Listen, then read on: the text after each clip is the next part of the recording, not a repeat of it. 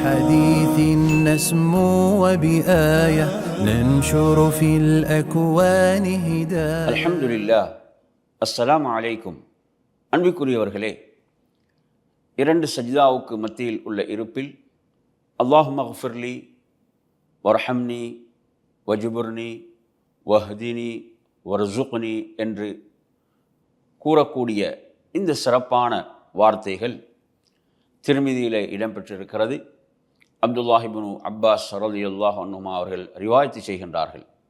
எனவே நாம் 2 சஜ்தாக்கு மத்தியிலே அமருகின்ற அந்த இருப்பில் இந்த பிரார்த்தனையை நாம் ஓதிக்கொள்வது, சிறந்த பொருளை உள்ளடக்கிய வார்த்தைகளாக இந்த பிரார்த்தனை அமைந்திருக்கின்றன.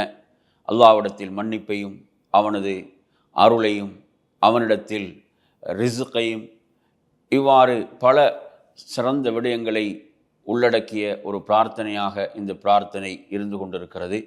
எனவே நாம் இதை ஓதி வருவோம்.